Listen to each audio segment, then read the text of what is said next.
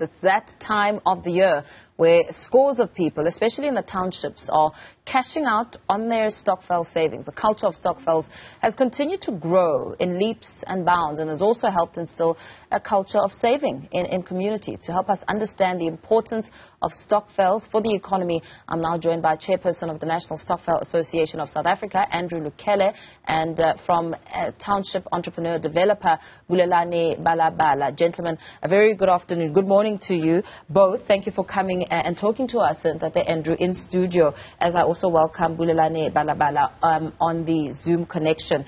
The concept around stokvels, by the way, welcome. Thank you for joining us in studio.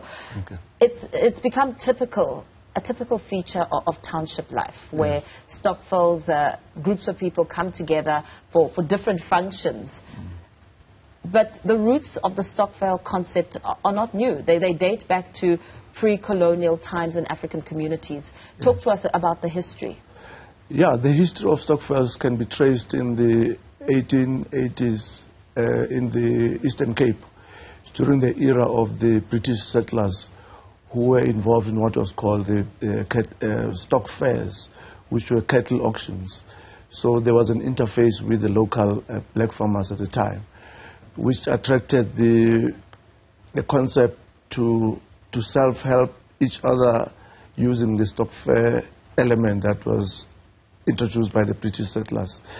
But obviously, with the advent of mining in the Transvaal at the time, people moved and settled in the mining compounds, and the living conditions were despicable, and people were dying. So people in the same village would mobilize themselves to ensure that people are buried home in a decent way. So proactively they put money aside to do that. That was the advent of the burial societies. As black people gained permanence in the urban areas, stokvels evolved to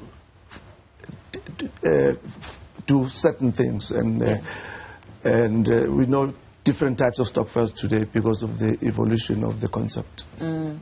Let's perhaps bring in Bulelani into the conversation. Bulelani, there are different types of stokvels, as that Lukhele speaks of here. The concept of stokvels in urban culture, how are they relatable today? Thank you so much for having me on the platform. I think for us, primarily because, the work that we focus on is to support township entrepreneurs. And I think when you sort of look at what Mr. Lukhele was sort of talking about in terms of the foundational base of stokvels, these were individuals who were excluded from mainstream financial systems, right, by virtue of the fact that they either didn't meet the criteria, or they couldn't afford to participate, or they were just simply excluded. Now, stokvels, I think for us in our space, is they've created a great opportunity, especially for a lot of small businesses, to be able to access working capital, to access capital that would help them, in buying machinery and equipment, but also in growing and expanding their businesses. But what this then has also then done, we've sort of seen the evolution of stokvels in as far as crowdfunding, right, for new business ventures and new business solutions. And I think, they have been able to, really assist quite a number of us, me included, because what you then find is that quite a number of, individuals and small businesses, are not in good standing with the credit bureau, which then means that they're automatically excluded from anything, and they need to then transact with whatever cash and capital that they have. So then stokvels have played an amazing opportunity for them to be able to do that. Either it's them unilaterally saving to one desired goal, whether it's stokvels that are buying up properties with a long-term vision and goal, or it's rotational monthly stokvels, where there's one individual who gets a lump sum and they're able to utilize that lump sum towards whatever growth aspect within their business that would be required. Yeah. Dr. Lukhele, did you ever see stokvels revolutionizing to this point, where the functions vary so much, the economic function on one end and then promoting income security on the other end? You speak about the basics, I suppose, the burial and the cattle, but they've since taken on a much more intricate turn. He speaks about entrepreneurs coming together and raising funds. Yeah, I think stokvels are always associated with the old people for obvious reasons. They started at the time when there was apartheid and other things. The younger people have embraced the concept so very well, and they've taken advantage of the digital platform that is available to them. And investment types of stokvels are emerging gradually, and that is very encouraging. Yes, there's a new evolution on that front. Now, when you were thinking of an association for stokvels, at the time, what were you trying to establish? Oh yes, very important that the association was formed in 1988 at the height of apartheid, and stokvels at the time were perceived by the authorities as being illegal. Illegal in a sense that by law, anyone who accepts deposits from the community must have a license to do so. So they perceived stokvels to be competing with the banks without a license. And I think stokvel members needed a platform to address things like those. Remember, stokvels also operated under the state of emergency. Politically, stokvels were looked at as a threat because during their meetings, the authorities at the time thought stokvels were discussing political objectives of toppling the government at the time. So there were many hindrances against the stokvel members which needed a platform to speak with one voice, address the legalities and other things. Bulelani, how imperative do you think it is for young people to continue to delve more in the research and groundwork around the benefits of stokvels, especially looking at the economic functions as well as the diversity which comes with promoting income security?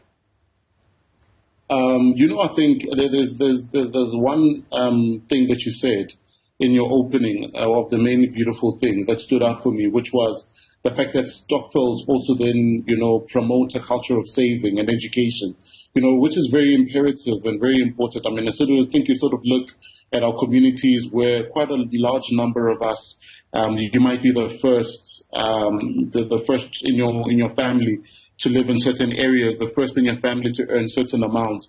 And without the adequate financial support and education, you might find yourself in a situation where you squander that. But for me, what it then says is that it then becomes very imperative for us as young individuals to participate in these markets, right? Participate, plug in, but also then it creates a great opportunity for us to then bring in other family members which might not necessarily be able to access financial means. What it then does is that it democratizes access to finances where you are able to bring on other family members, I mean, when you sort of look at, in 2022, there was a report that came out that spoke about the stokvel market being worth over, 45 billion, I think that's a conservative number. I think it's actually quite more than that, with about 810,000 new stokvels being registered on the NASASA database. And I think for me, this then becomes a great opportunity for us to not just think of this as it's not a primitive platform, it's not a platform for underprivileged, it's a power platform for anyone who wants to, access scale at an exponential rate. Yeah. Dr. Lukhele, how many active stokvel groups would you say there are, and how much do they contribute to the economy annually? Yeah, I think research shows that there are over 11 million individuals who are participants in the stokvel. Over 800,000 groupings exist throughout the country, and 50 billion rands changes hands annually among these groupings. So they have a very strong buying power, and they contribute to the culture of saving. Given the history that stokvels were perceived to be illegal, at some point, stokvel members shunned the formal sector because they could not expose themselves, by approaching a bank and say, this is our money. As a result, they started to bank with the financial institutions by accident or by default. To an extent that in 1988, we formed the first account for stokvel members. No bank in the country had an account specifically tailored for stokvels. And the success of that account led to the mushrooming of bank accounts that we have all over the country in different institutions. And we think we have played a very important role in terms of encouraging the culture of saving. Absolutely, because they are customized packages now, designed specifically for Stokvel groups, and encouraging more and more formations in terms of Stokvels. What would you say are some of the big ones when it comes to the type of Stokvels? I mean, we see the emergence of property ones.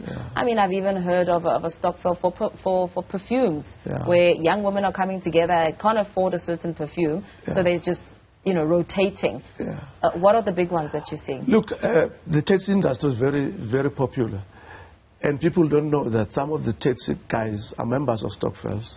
They would put money aside to place a deposit for a taxi. And that is a very important contribution to the country's economy. Obviously, there are different types, and I would never emphasize the big or small, because all the Stokvels are relevant in terms of addressing the needs of those specific groupings. Even a group that gives each other 100 rands per month is valuable to us, because at the end of the day, that money goes into some kind of self-help, some kind of developing their neighborhoods. So we don't place too much emphasis on the amount of money that is being contributed. Bulelani, would you say that in the evolutionizing of Stokvels, it's still operating on a gentleman's agreement, so to speak, or are we seeing more formalities with legal documents and agreements being drafted? Based off the size of the monetary investment, we have seen quite a number of Stokvels really going the formalized route. With very clear constitutions being put in place, very clear processes and systems, and then just over and above that, just a very clear system for investment, right?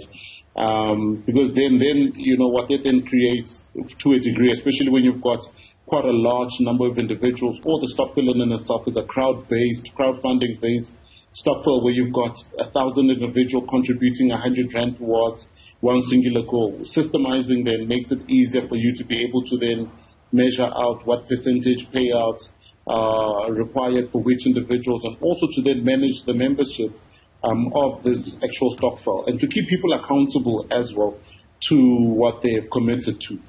Yeah.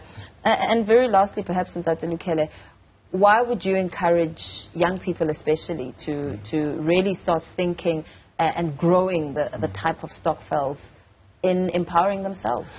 Yeah, look, saving is a national imperative. I think it does contribute to the country's GDP. However, saving as an individual is difficult. The discipline associated with saving lacks at the individual level. It's easy to postpone putting money aside as an individual. If you belong to a Stokvel, you are compelled to honor that contribution. And there's a benefit at the end of the tunnel because of the discipline that is associated with the collective saving. So I think that's a very important contribution in terms of the discipline. Very well. Thank you so much. Let me thank you both, gentlemen, Mr. Andrew Lukhele, who is the NASA founder and chairperson, as well as Bulelani Balabala, who's a township entrepreneur developer, speaking about the nature of Stokvels and the big impact they can have on society, especially when it comes to savings, promoting a savings culture.